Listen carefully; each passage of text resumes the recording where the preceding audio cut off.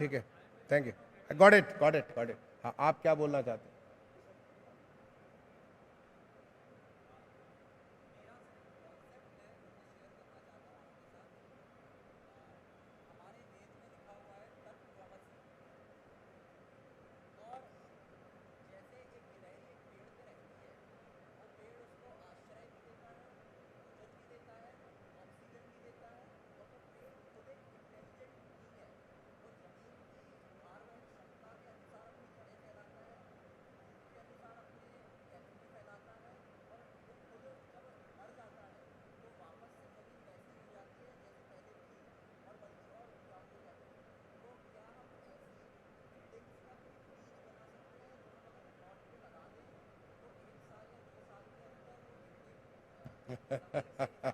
क्या नाम है आपका?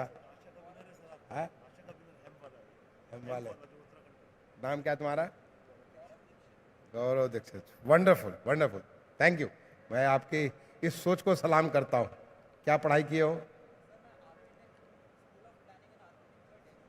Very good, thank you thank you. चलो गौरव, और आपका क्या नाम है?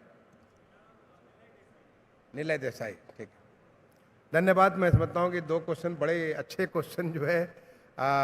सबसे पहले तो मैं दोनों क्वेश्चन पूछने वाले जो हमारे दीक्षित जी हैं और दूसरे देसाई जी हैं, दोनों को मैं बहुत बहुत धन्यवाद दूंगा। They have asked very very important questions. मैं शेयर करता हूँ क्वेश्चन क्या है। सबसे पहले तो हमारे both of them are architects, one is from the SPA and other is from Bombay. दोनों आर्किटेक्ट्स हैं। पहले ने जो बाद वाले ने क्वेश्चन पूछा, उन्होंने एक बहुत ही दार्शनिक प्रश्न पूछा। अब मैं बताता हूँ कि क्या क्वेश्चन पूछा, आपको बहुत आनंद आएगा। जो यहाँ पे पैनलिस्ट है, सबको बड़ा आनंद आएगा। उन्होंने कहा तत्वमसी। तत्वमसी मतलब तुम ही हो, यानी हम ही सब कुछ है, हम ही में ब्रह्म है, हम ही में सब कुछ है, हम ही सब कुछ है। अगर हम ही ब्रह्मांड भी हम ही है, हम ही हम है, तो सब कुछ हम ही है, तो इसलिए बाहर कुछ नहीं है। बहुत अच्छा बात है, तत्वमसी। और उसका उन्होंने एग्जाम्पल दिया वृक्ष के बारे में कि वृक्ष जो है, जैसे उसके ऊपर कोई गिलहरी या चिड़िया या बहुत सारी जो जानवर वहाँ रहते हैं, उनको भोजन भी देता है, उन्हें छाया भी देता है, उन्हें शरण भी देता है, उनको साथ रखता है। जो पेड़ है वो अपनी आवश्यकता के मुताबिक अपनी जड़ों को फैलाता है, अपने जड़ों को गहराई में ले जाता है, यानी ताकत भी लेता है, ताकि जब कोई हवा की झोंका आएगा या गर्मी बरसात, वो तमाम सारे प्रकोप होंगे, साइक्लोन आएगा, हर चीज़ को झेल करके वो अपने आप को अपनी ज़िंदगी जिएगा और तब भी वो सब कुछ देता रहेगा। और जब वो मरेगा तो उसके बाद वो पृथ्वी को मिल करके जहाँ वो जड़ जहाँ से पूरी ताकत दे रहा, उसको और उपजाऊ बना देगा, उसको और ऊर्जा देगा, जिससे उसके जैसे और नए नए पेड़ में, यानी तत्वमसी। तुम ही सब कुछ हो, तुम ही में सब कुछ है। ये जो फीलिंग है अहम ब्रह्मास्मि या तत्वमसी, ये जो फीलिंग है, ये फीलिंग एक आर्किटेक्ट के मन में आई। इन्होंने कहा कि क्या हम ऐसा बीज बना सकते हैं जो बीज को हम बोए तो पूरा का पूरा घर बन जाए, हमारी आवश्यकता की पूर्ति हो जाए, और उसके बाद हम उसमें जब तक रहें सो रहें, और फिर वो अपने आप शरीर में जो जैसे हमारी धरती माँ में मिल जाए। मैं कहूँगा बेटा, I bless you, you are a young boy and I bless you. मैं तुम्हें आशीर्वाद देता हूँ। जो तुम्हारी सोच है, अब इस सोच के पीछे एक बार खोजना चालू करो तो शायद भागीरथ ने खोजा था तो वो गंगा को आसमान से लेकर के आ गए थे।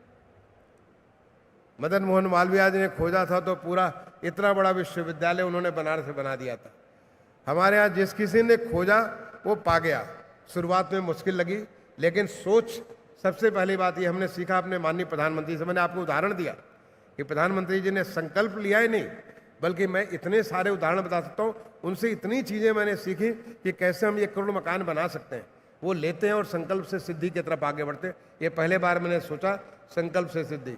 तो मैं तुम्हें आशीर्वाद देता हूँ, मेरे पास कोई इसका जवाब नहीं है, आशीर्वाद देता हूँ। इस संकल्प को तुम एक बार सोचना चालू करो, शायद, क्योंकि ऐसी चीज़ें हमारी सनातन संस्कृति में, ऐसी तमाम चीज़ें हैं जो मुझे कई बार उलझन में जब मैं सोचता हूँ कि कैसे इतना सारा एस्ट्रोनॉमी, एस्ट्रोलॉजी। अभी मैं कल रात में मैं चला गया था सोमनाथ की, यहाँ तक आया हूँ तो भगवान का दर्शन भी कर लूँ। मैं रातों रात गया और फिर सुबह दर्शन करके मैं वापस आ गया। वहाँ पे एक स्थान है जहाँ से कहते हैं कि वहाँ पे वो एरो लगा हुआ कि वहाँ से आप जब देखेंगे तो वहाँ से कहीं भी एक भी कोई भी आइलैंड्स नहीं मिलेंगे, सारे के सारे पूरा ही पूरा समुद्र दक्षिण ध्रुव तक समुद्र है। इतने साल पहले ये हमारा सोमनाथ का मंदिर हजारों साल पुराना है, या तो भगवान कृष्ण के साथ जुड़ा हुआ है। भगवान कृष्ण के पहले भी था, यानी द्वापर युग के पहले का था। वहाँ पे क्या इतना बड़ा विद्वान कैसे वो सोच सकते थे कि यहाँ की इस रफ्तार में, यहाँ से आज की डेट में हम नहीं सोच सकते हैं, पढ़े लिखे होकर के सब कुछ होकर के, जब तक कि हम लोग गूगल से नहीं देखें इसको नहीं सोच सकते। कैसे वो उन्होंने सोच लिया? ये लोग सोच सकते थे, ये हमारे वही लोग सोच सकते थे जो कि तत्वमसी कर सकते थे, हम ब्रह्मास्मि की बात ला सकते थे, इस प्रकार की बात रखते थे। तुम उसको उस संत परंपरा में, हमारी देश की सनातन संत परंपरा है, उस परंपरा में बहुत सारी चीज़ें, इतनी सारी विद्वता, हमारे खजाना भरा पड़ा हुआ। आर्किटेक्चर के बारे में सोचो, इतना सारा खजाना भरा पड़ा। आप जाके कभी देखो कैसे, अगर रामेश्वरम का मंदिर आप देखो, कैसे रामेश्वरम का मंदिर बना, इतना बड़ा, बगैर किसी कॉलम के इतना बड़ा गैलरी कहाँ से बन गई। जब मीनाक्षी मंदिर को जाके देखो, कैसे इतना बड़ा मीनाक्षी मंदिर। आपके यहाँ लोथल है, लोथल जाकर के देखोगे कैसे उस समय जब हम सभ्यता की उस श्रेणी में थे, तब कैसे इस शहर का हम लोग सोच सकते थे। ये हमारे उन संत परंपरा, हमारे जो देश की मनीषी है, उस मनीषी का मैं कहूँगा तुमने एक बार सोचा है। I bless you, I pray for you, कि शायद आपकी सोच तब्दील होगी एक असली रिजल्ट के रूप में।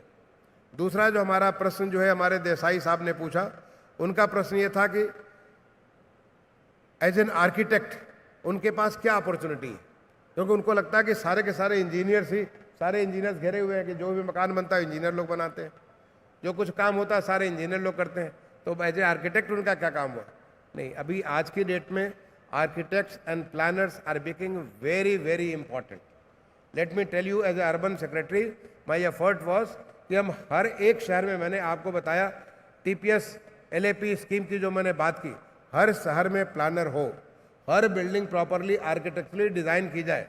क्योंकि आर्किटेक्चर का जो काम होता है, अगर आप देखो, मैं अगेन तत्वमसी पे आ जाऊंगा, कुछ नहीं है, ये क्षितिजल पावक गगन समीरा, ये पंच तत्व जो हमारे हैं, आकाश है, वायु है, पृथ्वी है, धरती है, क्षिति है, जल है और पावक है यानी अग्नि है।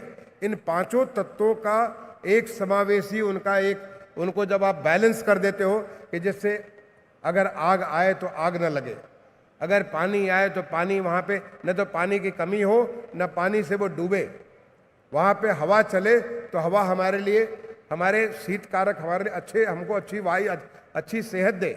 ये हमारा जो आर्किटेक्चर और प्लानिंग है, it is nothing but balancing all these 5 factors, the 5 elements in life, जिससे हम सब बने हैं, इन्हीं पंच तत्वों से हम बने हैं। अगर आप देखोगे तो हम पांचों तत्वों से हर एक चीज़ हमारे अंदर, आकाश भी है, वायु भी है, अग्नि भी है, जल भी है और पृथ्वी का भी अंश हमारे अंदर पड़ा हुआ।